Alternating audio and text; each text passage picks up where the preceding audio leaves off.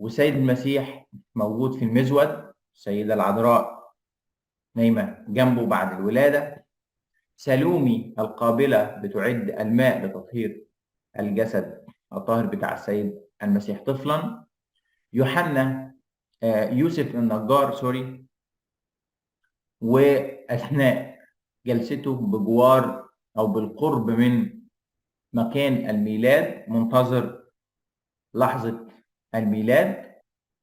وبعد كده نيجي للمشهد الثالث، وده مشهد جديد ما شفناهوش قبل كده، موجود فقط في أيقونة حياة السيد المسيح اللي موجودة في كنيسة أبو سرجة. تعالوا نشوف بقى المشهد الثالث، نكبره شوية. والمشهد الثالث ده بيتكلم عن دخول السيد المسيح الهيكل وختان السيد المسيح. طبعا موضوع الختان بقى وانها عاده ابراهيميه بتاعه سيدنا ابراهيم، وكان دائما ما يتم ختان الذكور ودخولهم بعد كده الهيكل، او الدخول بعد كده الى الكنيسه وعمليه التعميد. وهنتكلم بقى حوالين موضوع دخول الهيكل وموضوع الختان شويه.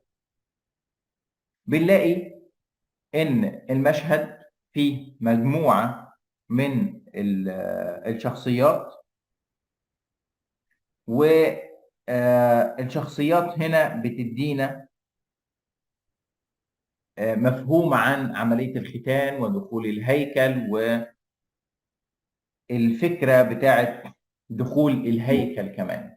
طبعا في المسيحيه الجميع بعد الميلاد، سواء الرجل والزوجه ولدوا طفل او طفله، ولد او بنت، لابد ان هم يروحوا الى الكنيسه ويتم تعميد الطفل او الطفله هناك. واثناء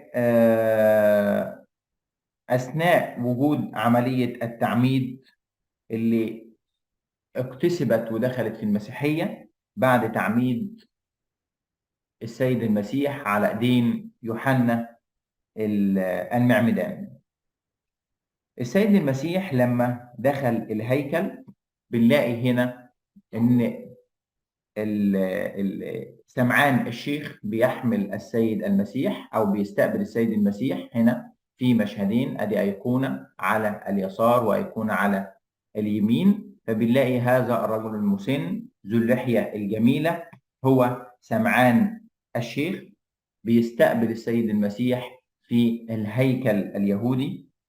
وسمعان الشيخ ده هو واحد من ال70 شيخ اللي قاموا بترجمة التوراة من اللغة العبرية إلى اللغة اليونانية. وطبعا سمعان الشيخ حصل له معجزة كبيرة جدا، ولما استقبل السيد المسيح في الهيكل قال القولة بتاعته: هو ذا العذراء تحبل وتلد ابنا. طبعا لما كان بيترجم سمعان الشيخ التوراة وكان وصل في الترجمة بتاعته إلى هذا القول أو هذه الآية، هذا السفر: هو ذا العذراء تحبل وتلد ابنا، بدأ يشك في داخله إن كانت هذه المقولة صحيحة أم لا، وبدأ يقول إنه أمر ممتنع، يعني مستحيل أن تلد عذراء طفلا بدون زواج.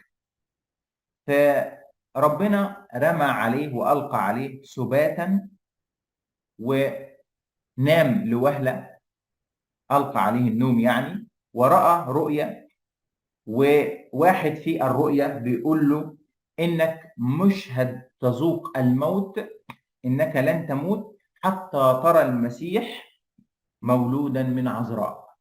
يعني سمعان الشيخ ده لما كان بيترجم من ضمن ال70 حخام الترجمة السبعينية، ووصل للسفر اللي بيقول: هو ذا العذراء تحبل وتلد ابنا، شك في هذه الآية، فنام أو ضرب عليه النوم، غلبه النوم وشاف رؤية بتقول إن أنت مش هتذوق الموت وهتفضل عايش حتى ترى العذراء، ترى المسيح مولودا من العذراء. عاش نحو 300 سنة. سمعان الشيخ فضل عايش 300 سنة لحد ما أتت ودخلت عليه السيدة العذراء مريم، وعلى ذراعها ابنها السيد المسيح.